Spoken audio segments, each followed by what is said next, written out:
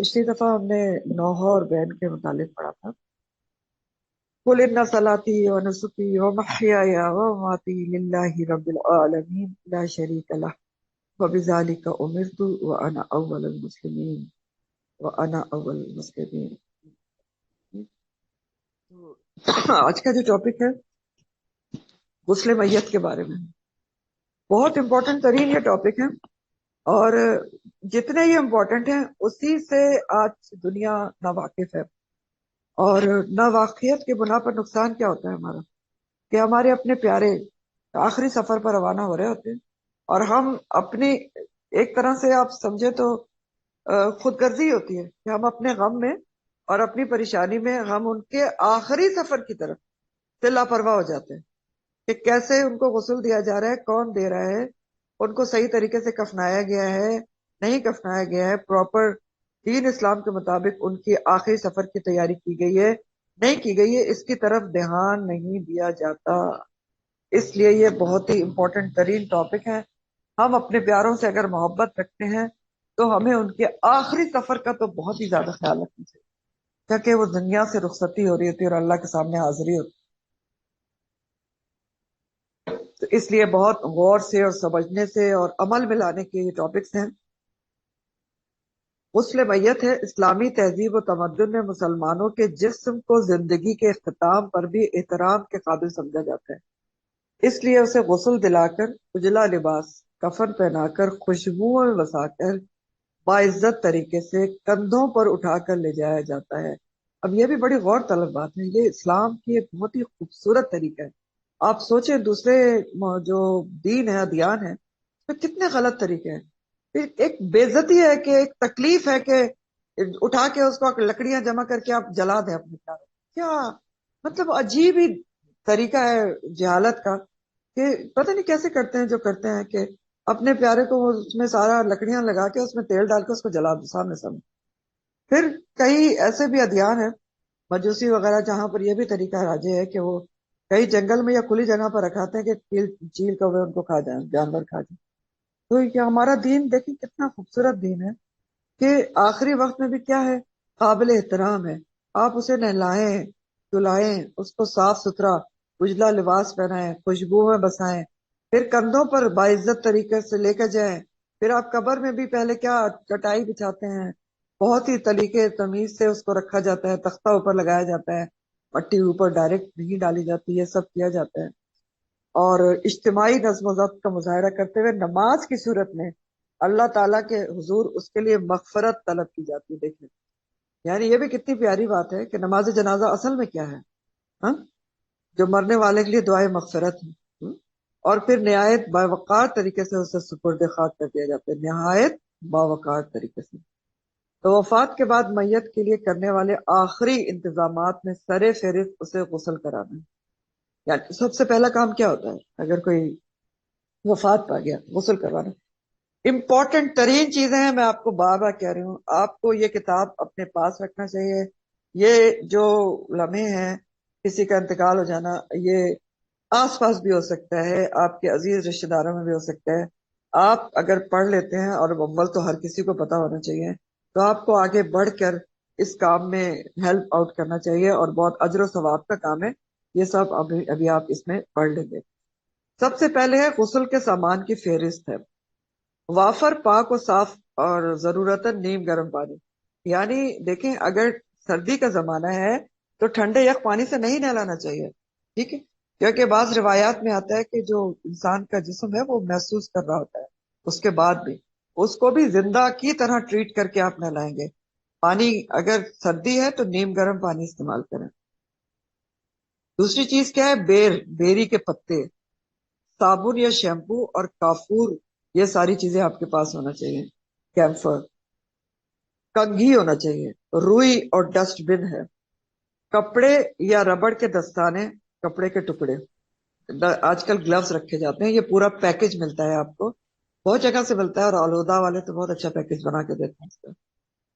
تو یہ سب ہے. پھر گلوز استعمال کرنا چاہیے آج کل جیسا کہ اویلیبل ہیں ربڑ کے، جو جس میں پانی نہ جا سکے. پھر جسم خشک کرنے کے لیے تولیہ یا کوئی صاف کپڑا. چادریں جو میت پر پردے کے لیے یا اٹھانے کے لیے استعمال ہوں گی۔ اب بات یہ ہے کہ غسل کون کرائے، بہت امپورٹنٹ ترین بات ہے۔ غسل کرانے کی ذمہ داری اٹھانے والوں کے لیے ضروری ہے نمبر 1 کہ قریبی، عزیز یا رشتہ دار ہوں۔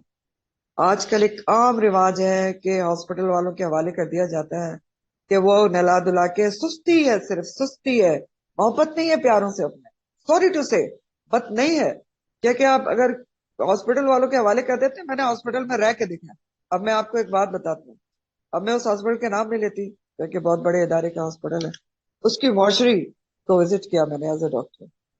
وہاں کی جو، جہاں نہلاتے دلاتے آیائیں اتنی بے حس ہو چکی ہوتی ہیں، کوئی وہ دین اسلام کا طریقے کا خیال نہیں کرتی، اور اتنی بے دردی سے نہلا دلا کے اور کفن آدھا پونا چڑھا کے حوالے کر دیا جاتا ہے، اور لوائقین بڑے خوش ہوتے ہیں کہ ہم کام سے بچ گئے، اور لے کے ان کو لے جا کے دفنا دیتے ہیں۔ یعنی کیا محبت ہے یہ؟ پھر اپنوں سے آپ مجھے بتائیں، یہ تو محبت تو نہیں ہے۔ کیوں بھول جاتے ہیں مرنے کے ساتھ ہی کہ ہمیں کوئی ان سے انسیت یا ہمارے پر مرنے والے کا کوئی حق نہیں تھا؟ پہلا پوائنٹ لکھا ہے قریبی، عزیز، رشتہ دار، اور اس کی دلیل بھی ہے نبی کریم صلی اللہ علیہ وسلم کی حدیث سے۔ دلیل کیا ہے؟ رسول اللہ صلی اللہ علیہ وسلم کو غسل دینے والے صحابہ کرام میں سیدنا علی غسل دے رہے تھے۔ کون تھے آپ کے؟ فرسٹ کزن، سگے چچا کے بیٹے۔ غسل میں مدد کرنے والے صحابہ کرام میں عباس، یہ کون تھے؟ آپ کے چچا تھے۔ فضل اور قسم، یہ آپ کے رسول اللہ صلی اللہ علیہ وسلم کے آزاد کردہ غلام تھے۔ بنیادی طور پر 2 کلوز ریلیٹو موجود تھے، چچا اور چچا کے بیٹے، اور آپ صلی اللہ علیہ وسلم کو کروٹ بدل رہے تھے شقران اور اسامہ، شقران کروٹ بدل رہے تھے اور اسامہ پانی بہا رہے تھے، اور اوس رضی اللہ تعالیٰ عنہ نے آپ کو اپنے سینے سے ٹیک دے رکھی تھی۔ رحیق المختوم کا یہ حوالہ دیا گیا ہے۔ رحیق المختوم آپ کو پتا ہے کیا ہے؟ سیرت کی فرسٹ انعام یافتہ بک ہے، بہت ہی ریناؤنڈ بک ہے الرحیق المختوم۔ پھر اگلی بات ہے کہ شوہر اپنی بیوی کی میت کو، اور اسی طرح بیوی اپنے شوہر کی میت کو غسل دے سکتی ہے۔ کیسے؟ موطا ابن مالک کی روایت کا یہاں کوٹ کیا گیا ہے، سیدنا علی نے سیدنا فاطمہ کو اور سیدنا ابوبکر کو ان کی زوجہ سیدنا اسما نے غسل دیا۔ کہ بیٹی جو ہے وہ غسل نہیں دے سکتی، بیوی دے سکتی ہے۔ اب اس میں سکنے کی بات ہے، ٹھیک ہو گیا؟ یعنی یہ جو ہے یہ شور شارٹ بات نہیں ہے، لازم نہیں ہے کہ بیوی اپنے شوہر کو غسل دے یا شوہر اپنی بیوی کو غسل دے۔ اب یہ رخصت کیوں رکھی گئی ہے؟ اس لیے کہ بعض دفعہ ایسے حالات ہو سکتے ہیں انسان کے لیے، کوئی غیر ملک میں ہے یا ایسی جگہ پر ہے جہاں پر اس کو کوئی مسلم لوگ نہیں مل سکتے نہلانے دلانے کے لیے، کوئی ایسا خدا نہ کرے واقعہ حادثہ ہو جائے، تو اس وقت یہ کیا جا سکتا ہے۔ ٹھیک ہے، یہ بتایا جا رہا ہے۔ سیدہ عائشہ بیان فرماتی کہ رسول اللہ صلی اللہ علیہ وسلم بقی سے ایک جنازہ پڑھ کر میرے ہاں تشریف لائے۔ بقی جو ہے وہ قبرستان ہے جو مدینہ میں آج بھی موجود ہے، اور کہتے ہیں کہ کہنے لگے میرے سر میں درد تھا، حضرت عائشہ کہتی ہیں کہ میرے سر میں درد تھا جب نبی کریم صلی اللہ علیہ وسلم بقی سے واپس آئے، اور میں کہہ رہی تھی ہائے میرا سر، تو آپ صلی اللہ علیہ وسلم نے فرمایا نہیں بلکہ میرا سر، یعنی آپ نے فرمایا کہ بلکہ میرے سر میں زیادہ درد ہے، اور کہا کہ اگر تم مجھ سے پہلے فوت ہو جاؤ تو میں خود تمہیں غسل دوں، تمہیں کفن پہناؤں اور تمہاری نماز جنازہ پڑھ کر خود دفن کروں تو اس میں کوئی حرج کی بات نہیں۔ مسند احمد کا ریفرنس ہے، ٹھیک ہو گیا؟ تو یعنی ایسا بھی کیا جا سکتا ہے۔ اب اگرچہ یہ بات تو آپ صلی اللہ علیہ وسلم نے دل لگی کی تھی نا، یعنی مذاق کر رہے تھے کہ وہ کہہ رہی تھی نا میرا سر میں بہت درد ہے، تو اس لیے اللہ تعالیٰ نبی کریم صلی اللہ علیہ وسلم نے ایسا فرمایا۔ لیکن بہرحال حدیث سے ایک حکم کا ہمیں پتہ چل گیا، ایک ہمیں سمجھ لے رخصت کا پتہ چل گیا کہ ایسا ہو سکتا ہے۔ لیکن یہ حکم بھی ہے اور رخصت بھی ہے، دونوں چیزیں ہیں اس کے اندر۔ نبی کریم سے حکم اس طرح کا نہیں ہے کہ فرض کے درجے پر ہے، یہ کلیئر رکھیں، ہاں، رخصت کے درجے پر ہے۔ اس کی میں نے کافی تحقیق کی ہے کہ وہی بات ہے جو میں نے ابھی آپ کو بات سمجھائی ہے کہ اگر کچھ ایسے حالات ہو تو ایسا بھی کیا جا سکتا ہے۔ تو نبی کریم صلی اللہ علیہ وسلم کی وفات کے بعد اس حدیث کو یاد کر کے عائشہ رضی اللہ تعالیٰ عنہ فرمایا کرتی تھی کہ جو بات مجھے اب معلوم ہوئی وہ میں پہلے غور کر لیتی تو رسول اللہ صلی اللہ علیہ وسلم کو غسل ازواج مطہرات ہی دیتی، وہ ایسا کہا کرتی تھی۔ اچھا، اب پہلی شرط کے کو جو ہے اس کو اس دلائل سے ثابت کیا گیا ہے کہ قریبی عزیز رشتہ دار جو ہیں ان کو آگے بڑھ کر غسل دینا چاہیے. ٹھیک ہو گیا. دوسری شرط کیا ہے غسل دینے کی؟ دین کا علم رکھنے کی وجہ سے آداب غسل سے جو واقف ہوں ان کو غسل دینا چاہیے. اب یہ وہی بات ہے جب ابھی میں نے آپ کو بتائی کہ یہ ہاسپٹلس وغیرہ میں وہ دین کا علم رکھنے والے تھوڑی ہوتے ہیں جن کے حوالے کر دیا جاتا ہے. کچھ بھی نہیں. ایک روٹین میں وہ تیار تیور کر کے ایسے الٹا سیدھا، نہ صحیح سے صفائی، نہ صحیح سے کفن، نہ کچھ، آپ کے حوالے کر دیتے ہیں. یہاں پر دوسری شرط بتائی جا رہی ہے کہ دین کا علم رکھنے کی وجہ سے آداب غسل سے جو واقف ہیں، آپ واقف ہی ہونے جا رہے ہیں نا آداب غسل سے، تو ان کو غسل دینا چاہیے. رسول اللہ صلی اللہ علیہ وسلم کو جن صحابہ کرام نے غسل دیا تھا وہ صرف قرابت دار تھے، نہ صرف قرابت دار تھے بلکہ فہم دین رکھنے کی وجہ سے، فہم دین، دین کی سمجھ بوجھ رکھنے کی وجہ سے آداب غسل سے واقف تھے. ٹھیک ہے، یہ دلیل ہے. نمبر 3 شرط کیا ہے غسل دینے والوں کے لیے؟ کہ میت میں کوئی عیب یا ناگوار چیز نظر آئے تو پردہ پوشی کرنے اور راز رکھنے والے ہوں. یہ بھی بہت امپورٹنٹ بات. ٹھیک، جب آپ کو غسل دے رہے ہوتے ہیں تو کوئی چیز ایسی نظر آ جائے، اور فار ایگزامپل کوئی بیچارہ بہت بیمار تھا، ٹھیک ہے، اب یہ باتیں آپ کو سمجھانا ضروری ہیں، تو وہ اپنے غیر ضروری وال کسی وجہ سے نہیں صاف کر پائی بیچاری، یا بیچارہ جو بھی تھا، بہت بیمار انسان ہو جاتا ہے نہیں کر سکتا، لوائقین کو اس طرف دھیان ہی نہیں گیا، تو اس طرح بعد میں بیٹھ کے بات نہیں کرنا چاہیے کہ اس کے تو یہ تھا اور اس کے تو وہ تھا. یہ بہت منع ہے. میت میں کوئی عیب یا ناگوار چیز نظر آئے تو پردہ پوشی کرنے اور راز رکھنے والے ہوں جو غسل کرنے والے ہیں. یہ تیسری شرط ہے. ابو امامہ رضی اللہ تعالیٰ عنہ کہتے ہیں کہ رسول اللہ صلی اللہ علیہ وسلم نے فرمایا جس نے کسی میت کو غسل دیا اور اس کی کسی ناپسندیدہ چیز کی پردہ پوشی کی، اللہ اس کے گناہوں کی پردہ پوشی فرمائے گا. اور اگلی بات تو بہت ہی امپورٹنٹ ہے، اور جس کسی نے کسی مسلمان کو کفن دیا اللہ تعالیٰ اسے روز قیامت سندس کا لباس پہنائے گا. طبرانی. کفن دیا یعنی آپ نے کسی کے کفن میں غسل دینے میں مدد دی، یا اس میں دو معنی ہے. اس میں کفن دفن میں آپ نے مدد دی کسی لیڈی کے آگے بڑھ کے، بہت ہی اجر و ثواب کا کام ہے. یا یہ کہ آپ نے کفن، آپ کے پاس ایک پچھلی دفعہ جب میں نے یہ بک پڑھائی تھی تو میں نے سب کو یہ کہا تھا کہ آپ کے اپنے گھر میں کم از کم 1 یا 2 کفن موجود ہونا چاہیے. کیوں؟ کیونکہ کسی کو ضرورت ہو عزیز و اقارب میں، محلے میں، تو آپ دے دیں اس کو، تحفتاً دے دیں تو اس کی بہت بڑا اجر و ثواب ہے. تو اس کے دونوں معنی کیے گئے ہیں کہ جس کسی نے کسی مسلمان کو کفن دیا یعنی کفنایا، مدد کی اس کے غسل اور کفنانے میں، یا کفن اس کو تحفے میں دیا، تو اللہ تعالیٰ اسے روز قیامت سندس کا لباس پہنائیں گے. سندس ایک بہت ہی خوشبودار ریشم کو کہتے ہیں. اتنا بڑا اجر کا کام ہے جس سے ہم عموماً محروم رہ جاتے ہیں. ویسے ہم گھبراتے کیوں ہیں؟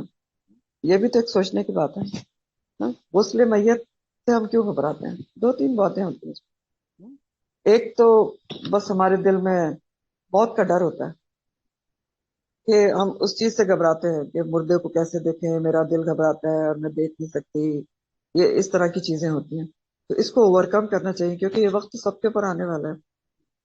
تو اس سے کیا گھبرانا ہے؟ اور دوسری پھر وہی بات ہے افسوس کے ساتھ کہ سستی اور کاہلی. دوسروں کو کیا، ہم اپنے عزیز کلوز ترین اپنے ماں باپ کو حوالے کر دیتے ہیں ہاسپٹل والوں کے کہ وہی کر آ کے ہمیں دے دیں، ہمیں محنت نہ کرنا پڑے. تو یہ تو پہلی شرائط کس کی تھی؟ جو غسل کرنے والے ہیں، کروانے والے ہیں، کہ غسل کون کروائے. اب اگلی چیز ہے غسل کی جگہ. غسل دینے کی جگہ کا انتخاب کرتے وقت مندرجہ ذیل باتوں کو مد نظر رکھنا ضروری ہے. نمبر 1، یہ جگہ صاف ستھری اور ہموار ہو. غسل کی جگہ کا انتخاب کرتے وقت پانی کے نکاس کو چیک کرنا بھی انتہائی ضروری ہے، یعنی آؤٹ لیٹ ہونا چاہیے پانی کا. آپ کمرے میں رکھ کے بھی کبھی غسل دیتے ہیں نا، اگر باتھ روم تو ہمارے اس قابل ہی نہیں ہے کہ وہاں غسل دیا جا سکے، تو کمرے میں کیا جاتا ہے کسی کمرے کو خالی کر کے یا کسی اس طرح، تو وہاں پر چیک کرنا چاہیے کہ پانی کا آؤٹ لیٹ ہونا چاہیے کہ پانی کدھر جا رہا ہے. تو تیسری چیز ہے کہ غسل دینے کی جگہ اتنی کشادہ ہو کہ میت کے تختے کے علاوہ، میت کے لیے ایک تختہ آتا ہے جو منگایا جاتا ہے، یہ کرائے پر ملتا ہے، اس پہ لٹا کے غسل دیا جاتا ہے، لکڑی کا تختہ ہوتا ہے. تو میت کے تختے کے علاوہ اطراف میں غسل میں مدد دینے والوں کے بیٹھنے اور غسل کا سامان، بالٹیاں وغیرہ رکھنے رکھانے میں دقت نہ ہو، پردے کا مناسب انتظام ہو۔ گھر میں غسل خانہ اگر اتنا بڑا نہیں تو کسی اور کمرے میں یا برآمدے وغیرہ میں عارضی طور پر چادریں تان کر یا خیمہ لگا کر غسل کے لیے بندوبست کیا جاتا ہے، کیا جا سکتا ہے، لیکن امپورٹنٹ بات کیا ہے کہ ایسی جگہ غسل کو اوپر سے بھی ڈھانپنا ضروری ہے۔ یعنی آپ کسی کھلی جگہ پر آسمان کے نیچے جو اوپر سے ڈھکی نہ ہو، وہاں غسل نہیں دیا جا سکتا۔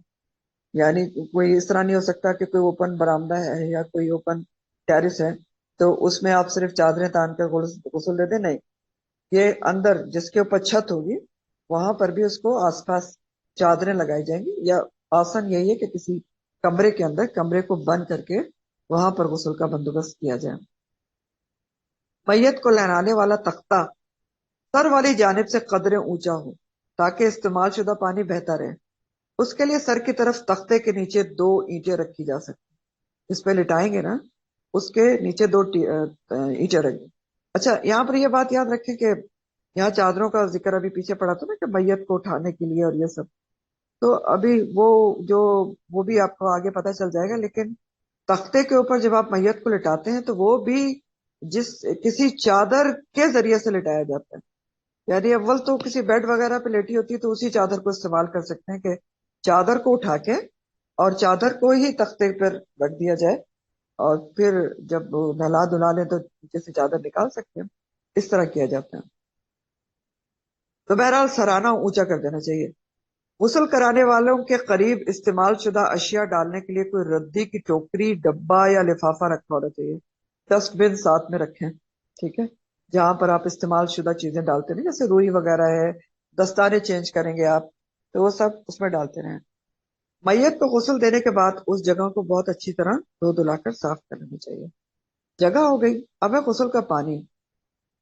بالٹیوں یا ٹب یا بڑے برتنوں میں وافر مقدار میں پانی تیار رکھو، اچھا خاصا پانی ہونا چاہیے تاکہ دوران غسل ختم ہونے پر تاخیر کا امکان نہ ہو۔ غسل کا پانی پاک اور صاف ہونا ضروری ہے۔ بوقت ضرورت پانی نیم گرم بھی کیا جا سکتا ہے، یہ پہلے آپ کو بتا چکی۔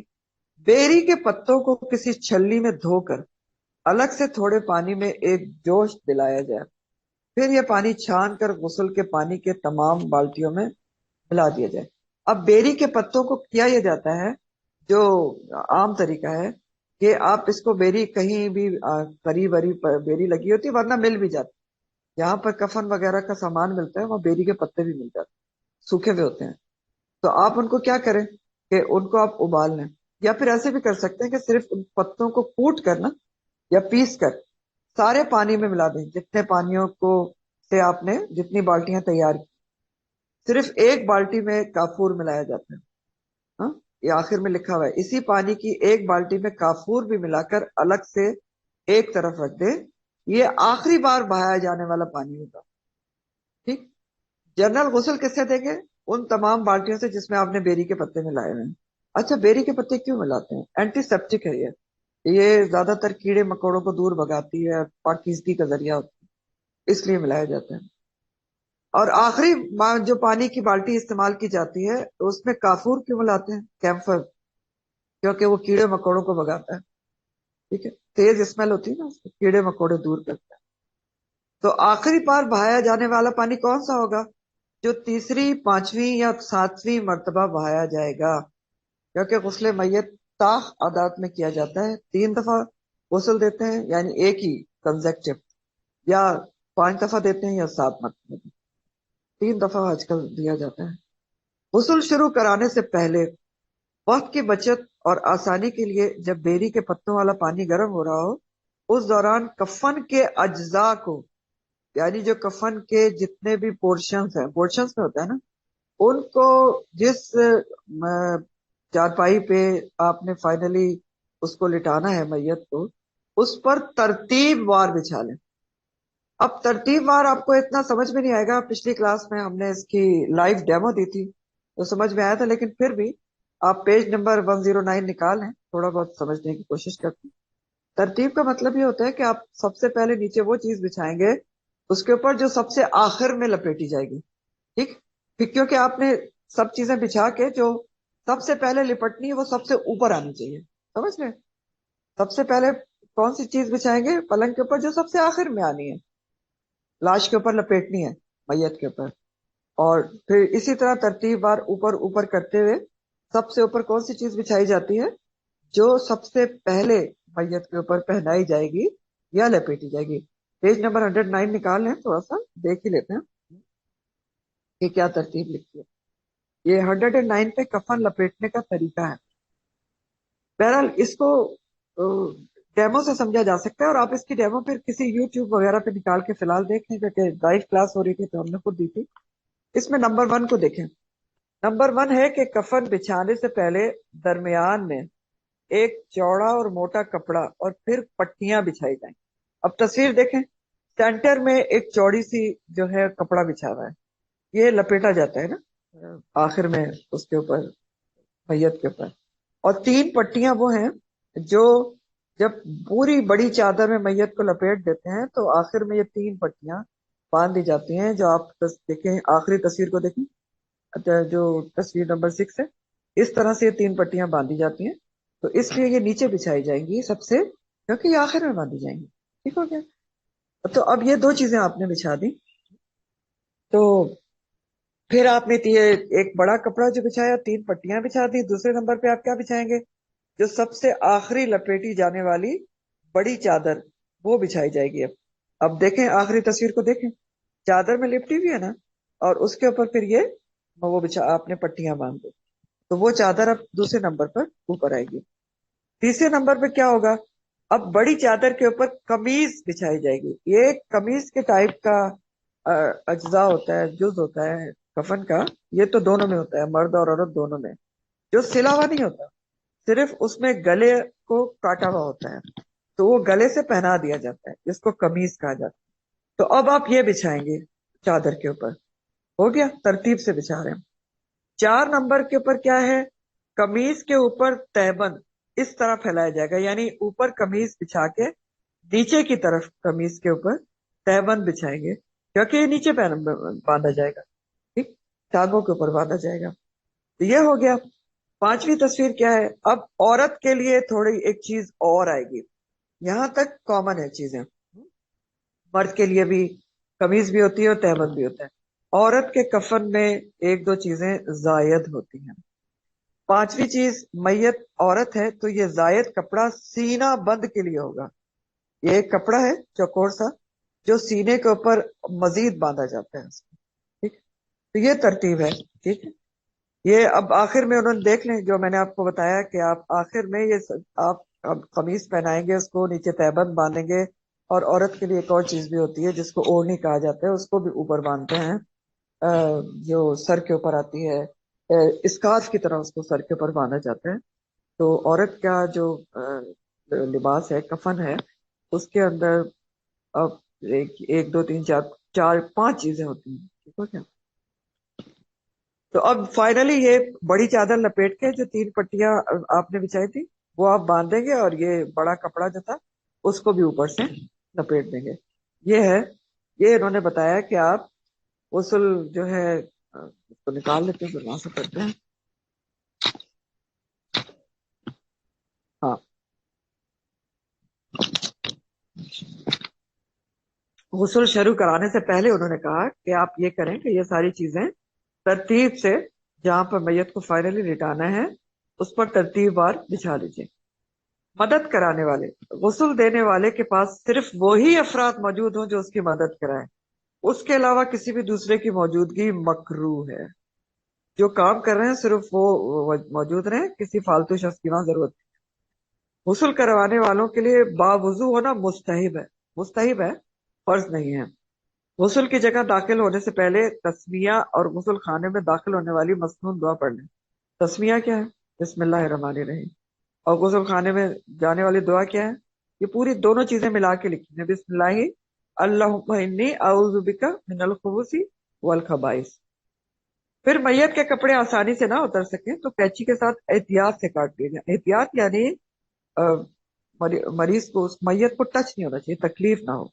और कपड़े उतारते वक्त मैयत पर चादर होनी चाहिए, ये भी पॉइंट ध्यान में रखें, किसी टाइम भी मैयत को बिल्कुल डेकोरेट नहीं किया जाता। सारे काम ऊपर एक चादर डाल के उसके अंदर से किए जा रहे होते हैं। ये आगे भी बताया जा रहा है। मैयत को गुस्ल देते वक्त उस पर रंगदार, अब रंगदार और गहरे प्रिंट का कपड़ा डाल दें, चादर, ताकि गीला होने पर पर्दा रहे। और मैयत को कपड़े के नीचे से हाथ फेर कर गुस्ल दिया जाएगा। ये बेहतर है कि हाथों पर कपड़े की थैली चढ़ाई हो या रबड़ के दस्ताने पहने हों। गुस्ल करवाने वालों को दौरान गुस्ल आपस में गैर जरूरी बातें नहीं करनी चाहिए। इसी तरह इस मौके पर कोई दुआएं वगैरह पढ़ना भी सुन्नत से साबित नहीं है। तरीका है गुस्ल। नहलाने वाले सबसे पहले मैयत का सर उठाकर आहिस्तगी से उसे बैठा होने के करीब कर दें। यानी एक शख्स क्या करे या खातून क्या करे कि थोड़ा सा सर उठाकर, अपने से टेक भी लगा सकते हैं, उसे बैठा होने के करीब कर दें, टेक लगानी ही पड़ती। फिर दूसरा बंदा क्या करे, उसके पेट को अतराफ से नरमी से दबाया जाए ताकि जो कुछ निकलने के करीब नरमी से वो निकल जाए, गलाजतें निकल जाए। इस मौके पर कसरत से पानी डाला जाए ताकि जो कुछ निकला हो पानी उसे बहाकर ले जाए। गुस्ल देने वाला अब अपने हाथ पर कपड़ा बांधकर या कपड़े की थैली या रबड़ के दस्ताने चढ़ाकर मैयत की तहारत यानी इस्तिंजा कराए। और कोई भी नजासत रह गई है तो उसे अच्छी तरह मैयत के जिस्म पर से साफ कर दे। ये कपड़ा या दस्ताना अब उतार कर दूसरी थैली या दस्ताना चढ़ा देना। यानी जिस ग्लव्स के साथ आपने इस्तिंजा कराया उसको डिस्कार्ड कर दें और अब दूसरे ग्लव्स पहन लें। मैयत खातून हो तो गुस्ल से पहले सर के बंधे हुए बाल खोल दिए जाएं। अब दाएं तरफ से गुस्ल करते हुए वजू कराया जाएगा। सबसे पहले क्या होगा, आप वजू कराएंगे मैयत को और दाएं तरफ से शुरू करेंगे, जैसा कि वजू का तरीका भी है। उम्मे अतिया कहती है कि सईदना ज़ैनब जो आप सल्लम की बेटी थी, उनकी मैयत को गुस्ल दिलाने के बाद रसूलुल्लाह सल्लल्लाहु अलैहि वसल्लम ने फरमाया, दाएं तरफ और वजू वाली जगह से शुरू करो। बुखारी। दौरान वजू ना कुल्ली कराई जाएगी ना नाक में पानी डाला जाएगा। ये तो नहीं हो सकता ना, मैयत तो कुल्ली नहीं कर सकती ना नाक में पानी चढ़ा सकती। उसके बजाय आप क्या करेंगे, कपड़ा या रुई, रुई से करते हैं आजकल, रुई का कोई एक वो लेकर ना फाया सा है, लेकर टुकड़ा लेकर उसको पानी से गीला करें और मैयत के दांतों पर फेर दें एक टुकड़े को, और दूसरे टुकड़े से उसके नाक के जो नॉस्ट्रल्स होते हैं उनको साफ कर देना चाहिए। बहवाले बुखारी। अब नाक और दोनों कानों में साफ रुई लगा दी जाए। क्यों? ताकि सर के बाल धोने और गुस्ल कराने के दौरान पानी अंदर दाखिल ना हो। बाद में उस रुई को निकाल दिया जाए। साबुन के झाग या शैम्पू से सर और दाढ़ी के बाल आहिस्ता आहिस्ता उंगलियां फेर कर धोए जाएं। तमाम गुस्ल कपड़े के नीचे से, बकाया तमाम गुस्ल कपड़े के नीचे से हाथ डालकर दिया जाएगा। ठीक, बार बार आ रहा है। चादर ऊपर पड़ी रहेगी, आप नीचे से हाथ डालकर गुस्ल देंगे, खुद भी नहीं देखेंगे आप। खास तौर पर जो हुदूद सतर हैं उन पर ना किसी की नजर नहीं पड़ना चाहिए और ना ही खाली हाथ से मस होना चाहिए। जो सतर वाली जगह है मैयत की, उस पे आपका हाथ टच नहीं होना चाहिए, ना ही उसके ऊपर नजर पड़नी चाहिए। अबू सईद खुदरी रजी अल्लाह ताला अन्हु से रिवायत है कि रसूलुल्लाह सल्लल्लाहु अलैहि वसल्लम ने फरमाया, कोई मर्द किसी मर्द के सतर को ना देखे और कोई औरत किसी औरत के सतर को ना देखे। अब ये जो हदीस है ये भी गौर तलब है, ये सिर्फ मैयत के लिए नहीं है, ये वैसे भी हदीस है कि कोई मर्द भी किसी मर्द के सतर को ना देखे। और मर्द से मर्द की सतर कहाँ तक होती है आपको पता है? नाफ से घुटने तक। नाफ से अम्लाइक, ये जो होती है अम्लाइकस नाफ आपकी, उससे घुटने तक मर्द से मर्द की भी सतर होती है। ठीक, तो ये इस मर्द की नजर मर्द की सतर पर नहीं पड़ना चाहिए, घुटने तक कवर होना चाहिए। ठीक हो गया। और कोई औरत भी किसी औरत की सतर को ना देखे, ये भी बहुत गौर तलब बात है मैयत के अलावा। क्योंकि आजकल इस तरह के भी कुछ गलत रिवाज हैं कि प्राइवेट पार्ट्स का भी कुछ वैक्सिंग वैक्सिंग वगैरह के रिवाज हैं जो कि टोटली गलत हैं और इस्लाम के तरीके के बिल्कुल मुनाफी हैं। और आपके सामने हदीस मौजूद है कि कोई औरत भी किसी औरत की सतर को ना देखे। ये सिर्फ मैयत के लिए नहीं है। ठीक हो गया। पहले मैयत के जिस्म के सामने वाले हिस्सों को साबुन वगैरह से धोया जाए। वजू हो गया ना, उसके बाद की बात है। पहले मैयत के जिस्म के सामने वाले हिस्सों को साबुन वगैरह से धोया जाएगा। गर्दन के दाएं तरफ से लेकर दाएं पांव तक, दाएं साइड साइड से ही आप नहलाना शुरू करेंगे। गर्दन के दाएं तरफ से लेके दाएं पांव तक पूरा जिस्म कवर हो गया, और बाएं पहलू के बल हल्की हल्की सी करवट मोड़कर दाएं तरफ का पिछला तमाम हिस्सा धोया जाएगा। अब जरा इसको समझ लेना, यानी आपने पहले सीधी सीधी है मैयत, तो आपने गर्दन से लेके पांव तक धो दिया। अब थोड़ा सा एक या दो बंदे उसको थोड़ा सा बाईं तरफ करवट दिलाएंगे, तो अब पीछे का हिस्सा जो दायां है वो आपके सामने आ जाएगा, तो उसको आप धो देंगे। ठीक है, और यही अमल बाएं तरफ से सामने और फिर करवट दिलाकर पिछला बायां तमाम हिस्सा धोया जाए। गुस्ल ताक मर्तबा दिया जाए, यानी ये जो आप तरीका कर रहे हैं ना, कि सामने से आपने धोया, फिर राइट साइड से धोया, फिर लेफ्ट साइड से धोया, तो कम से कम 3 दफा ऐसा किया जाएगा। आखिरी बार गुस्ल देने के लिए पानी में काफूर डालना मसनून है। काफूर ना मिले तो कोई भी खुशबू पानी में मिला सकते हैं। बहा वाले बुखारी और मुस्लिम, काफूर वैसे डालना चाहिए।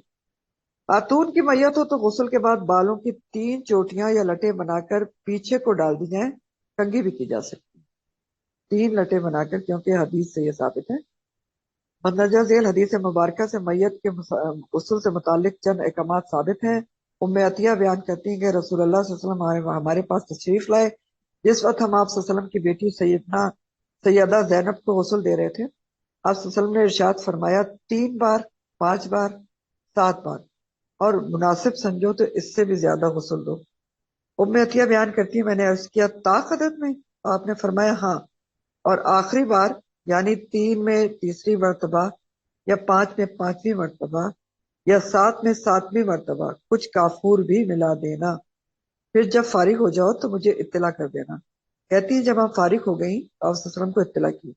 आप वसल्लम ने हमारी तरफ अपना तहबंद फेंक कर फरमाया, ये अंदर उनके बदन पर लपेट दो। उम्मे अतिया बयान करती हैं कि हमने उनके बालों के 3 हिस्से करके कंघी की और पीछे डाल दी। बुखारी। अब अगला पॉइंट ये कि ऐसे हालात में जब मैयत को गुस्ल देना मुमकिन ना हो तो फिर क्या करें। ऐसे हालात होते हैं ना कि खुदा ना करे किसी का जिस्म बहुत ज्यादा जल जाता है, तो जो ज्यादा बर्न होती है, तो आप टच नहीं कर सकते, वो बिल्कुल टूटना शुरू हो जाती है खान। या कोई किसी केमिकल वगैरह में डूबने से मरा है बेचारा, तो गल सड़ गया, या खुदा ना करे किसी हादसे में बहुत ही टुकड़े टुकड़े हो गया, या किसी जल्दी बीमारी से वफात वफात हुई कि गुस्ल कराने से जिस्म मजीद फटने का अंदेशा है, तो मैयत को तयम्मुम कराया जाएगा, गुस्ल फिर नहीं होगा। ठीक है। गुस्ल गुस्ल नबी नबीउल्लाह सल्लल्लाहु अलैहि वसल्लम। सैयदना आयशा रजी अल्लाह ताला अन्हा से रिवायत है, जब सहाबा कराम ने रसूलुल्लाह सल्लल्लाहु अलैहि वसल्लम को गुस्ल देने का इरादा किया तो आपस में कहने लगे कि बाखुदा हमें इल्म नहीं कि क्या करें। क्या हम रसूलुल्लाह सल्लल्लाहु अलैहि वसल्लम के कपड़े इस तरह उतार दें जिस तरह अपने मर्दों के कपड़े उतारते हैं, या कपड़ों समेत गुस्ल दें? समझ नहीं आ रहा था साहबा को, आपके अदब व एहतराम की वजह से। जब इख्तिलाफ मजीद बढ़ा तो अल्लाह ताला ने उन पर यानी साहबा पर नींद तारी कर दी, हत्ता कि सबकी गर्दनें सीनों की तरफ ढलक गई। फिर किसी नामालूम आदमी की घर के एक गोशे से गैबी आवाज आई कि रसूलुल्लाह सल्लल्लाहु अलैहि वसल्लम को कपड़ों समेत गुस्ल दो। चुनाचे साहबा कराम अजमईन ने रसूलुल्लाह सल्लल्लाहु अलैहि वसल्लम को कमीज समेत गुस्ल दिया। वो कमीज के ऊपर से पानी डालते थे और हाथों के बजाय कमीज ही से मलते जाते। सैयदना आयशा का बयान है कि मुझे इस सूरत हाल का पहले से इल्म हो जाता तो नबी सल्लल्लाहु अलैहि वसल्लम को अज़वाज मुतहहरात में गुस्ल देती। सुनाने अबू दाऊद। सैयदना अली से रिवायत है कि मैंने अल्लाह के रसूल सल्लल्लाहु अलैहि वसल्लम को गुस्ल दिया तो मुझे वहां कुछ भी खिलाफ मामूल नजर न आया। आप सल्लल्लाहु अलैहि वसल्लम जिंदगी में और जिंदगी के बाद भी सरापा खुशबू थे। हाकिम इब्न माजा। तो यहाँ तक रखते हैं। वाखिर दावाना अल्हम्दुलिल्लाहि रब्बिल आलमीन। ये बहुत इंपॉर्टेंट तरीन बातें हैं। आखिर में ये बात मैं जरूर आपसे कहूंगी कि नहीं, इनसे ये जो घबराना नहीं आपने चाहिए। आखिरी में पढ़ा है ये किताब में पता नहीं, जो नया एडिशन है उसमें नहीं है, उसमें बस ये खत्म तो आप वहां लिख पर लें। करा है कि मैयत को तयम्मुम करा दिया जाए। तो हाँ, अपनी तो मैं बाकी। इसका इमेज डाल दूंगी, आप लोग लिख लीजिएगा। ठीक है। अच्छा, थैंक यू। तो मैं कह रही थी कि ये जो बातें हैं ना, देखें, मौत से घबराना तो फिर मोमिन का शियार ही नहीं है। ठीक। मौत से क्या घबराना। नबी करीम सल्लल्लाहु अलैहि वसल्लम के हदीस का मफहूम है ना कि मौत को कसरत से याद किया करो जो लज्जात को तोड़ने वाली है। अगर मौत को हम याद ही नहीं करेंगे, उससे घबराते रहेंगे, तो हम तो लज्जात में गिरफ्तार रहेंगे और हम समझेंगे ये वक्त हमारे पर ना कभी हम पर आना है, ना हमारे प्यारों पर आना है। हालांकि ये एक जिंदा हकीकत है, रियलिटी है کہ مجھ پر، میرے پیاروں پر، سبھی پر یہ ٹائم آنا ہے، تو مجھے یہ چیزیں سیکھنے کی ضرورت ہے کہ نہیں ہے؟ بتائیں آپ، سیکھنے کی ضرورت ہے یا نہیں ہے؟ ہیں؟ جی جی آپ سے سوال بالکل ہے ہے، میرا۔ ضرور ہے، میم بالکل ہے، جی اور سب کو بالکل ہے، پتہ ہونا چاہیے۔ پتہ ہونا ہونا چاہیے چاہیے۔ اور آگے بڑھ کے یہ کام کرنا چاہیے، کیونکہ میں نے آپ کو اتنی باتیں بیچ میں ہائی لائٹ کی ہیں کہ آج کل ایک عام رواج ہے کہ جی وہ فلاں جگہ سے وہ تیار ہو کے آ جائے گی میت۔ وہ فلاں جگہ کا آپ کو کیا اعتبار ہے مجھے بتائیں؟ میں نے آپ کو آنکھوں دیکھا حال بتایا ہے، ایک بہت بڑے ریناؤنڈ ہاسپٹل کی مورچری کا، آنکھوں دیکھا، ٹھیک ہے، جہاں پر غسل میت کیا جاتا ہے، ٹھیک؟ اب تو شام اب میں آپ، نے میں نے 5 لوگوں کو نہلایا۔ الحمدللہ، آپ دیکھیں نا، سندس کا لباس اللہ نے چاہا تو آپ کو ملے گا نا پھر ماں۔ اب شام میں نے 5 کو نہلایا۔ وہی تو کہہ رہے ہو کہ الحمدللہ، انشاءاللہ تعالیٰ اللہ میں بھی تعالیٰ آپ کو نہلایا، میں نے سندس کا اپنی لباس عطا کریں گے نا۔ ساس کو، اپنی جٹھانی کو، الحمدللہ، میم اور بھی آپ نے دو۔ ایک اور چیز بتائی تھی جب ہم نے یہ لیکچر پڑھا تھا کہ اپنے لیے بھی ایک وارڈروب میں رکھیں کفن، تاکہ ہمیں یاد رہے، ایک تو ہاں موت یاد بالکل رہے بالکل، ہاں جی بالکل اور ہے، آپ ہم کو جزاک اسراف اللہ سے بھی خیر۔ بچیں۔ ہاں یہ ایک بہت بڑی ٹپ ہے کہ آپ کے جو وارڈروب ہے جہاں کپڑے ٹنگے ہوتے ہیں وہاں اینڈ میں ایک کفن بھی لٹکا دیں تو پھر بہت زیادہ چیزوں سے ہم بچ جائیں گے۔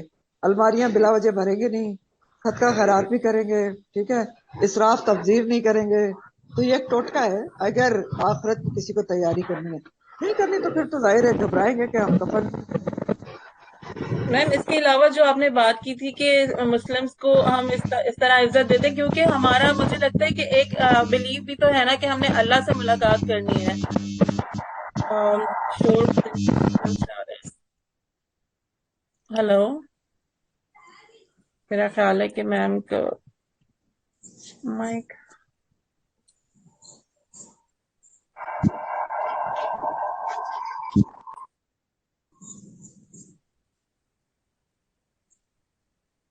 کارنر پر جب آپ کو کفن جی۔ کرتے ہیں نا تو آپ اٹھا کے لے آتے ہیں، آپ یقین کریں کہ اس میں میں نے یہ بھی خود دیکھا ہے، ٹھیک ہے، کہ اس میں جو ہے بہت ہی نامناسب کپڑا ہوتا ہے، بہت ہی شارٹ، اس میں بھی ہماری قوم کپڑا بچاتی ہے، ٹھیک ہے، اور اتنی چھوٹی چھوٹی چیزیں ہوتی ہے کہ خاتون کے لیے تو کسی طرح بھی وہ پوری طرح کور کر ہی نہیں سکتی۔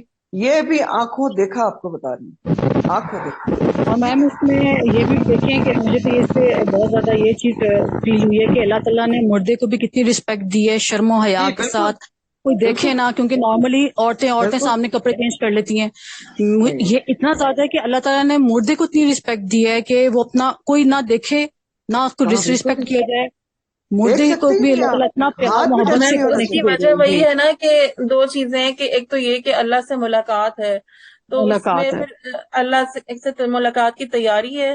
دوسرا میم مجھے یاد آیا اور کہ پاکیزہ جنت میں اور جو طہارت کافور کتنا کا بھی ضروری ایک ہے، ہوگا، اور کافور وضو کا کتنا جو ہم ضروری ہے۔ خوشبو لگاتے ہیں شاید اس لیے کیونکہ جنت میں بھی اس کا ہے کافور کی اویلیبلٹی وہاں پہ، تو ہاں ہو سکتا ہے اس کی مزاج وجہ ہوا سے کافور کافورا، جی لگاتے ہاں، ہیں۔ اب بالکل وہاں پر ایک چشمہ ہے جس میں میں کہا گیا کہ وہ مزاج ہوا کافورا، اس کا مزاج کا کافور کی نا بہت زیادہ پراپرٹیز ہیں، اور اصل میں کفن پہ اگر آپ لگا دیں تو وہ کیڑے مکوڑوں سے دور رہتے ہیں، ٹھیک ہے، سب سے بڑی بات یہ بھی ہے کہ اس کے اندر یعنی پریکٹیکلی جو بات ہے، ویسے تو اللہ تعالیٰ بہتر جانتے ہیں، نبی کریم صلی جی اللہ میم، مجھے ایک علیہ کوشچن کرنا تھا۔ وسلم۔ یہ جیسے ادھر لکھا ہوا ہے کہ میت کی جو ناپسندیدہ چیزیں ہیں ان کی پردہ پوشی کرنی چاہیے، تو اگر جیسے ان کی کوئی اچھی بات ہے تو وہ ہم بتا سکتے ہیں کسی کو؟ جیسے اچھی اکثر بات تو لوگ کہتے موٹیویشن کے لیے بتا سکتے ہیں کہ ان کا چہرہ بہت مسکراتا ہوا تھا، اس سے انسان موٹیویٹ ہوتا ہے نا، اس طرح کی چیزیں آپ بتا سکتے ہیں کہ میں نے ان کے چہرے پہ بڑا اطمینان دیکھا، ٹھیک ہے، تو اس سے انسان کو موٹیویشن ملتی کہ وہ ایسا کیا کرتے تھے یا کرتی تھی کہ ان کے چہرے پہ اطمینان تھا یا مسکراہٹ تھی، اور ایسا ہوتا ہے، میں نے یہ دیکھا ہے، ٹھیک ہے نا، کہ چہرے پر میں نے خالہ کی جو تھی میں نے ان کو غسل دیا جی جی بالکل تو ان کے بات چہرے کرتے پر ہیں کہ اتنی مسکراہٹ تھی، جس بہت طرح باقاعدہ طور پہ جیسے ہنس رہی ہوتی، تو اچھی چیز بتا سکتے ہیں لیکن بہرحال ناگوار چیز نہیں بتا سکتے، ٹھیک ہے۔ چلے میں دعا پڑھتی ہوں، اس کے بعد اگر کوئی اور کوشچن ہے تو آپ پوچھیے گا۔ آخر دعوانا الحمدللہ رب العالمین، سبحانک اللہم وبحمدک، نشہد ان لا الہ الا انت، نستغفرک ونتوب الیک، سبحان ربک رب العزۃ عما یصفون، وسلام علی المرسلین، والحمد للہ رب العالمین۔ ربنا تقبل منا انک انت السمیع العلیم وتب علینا انک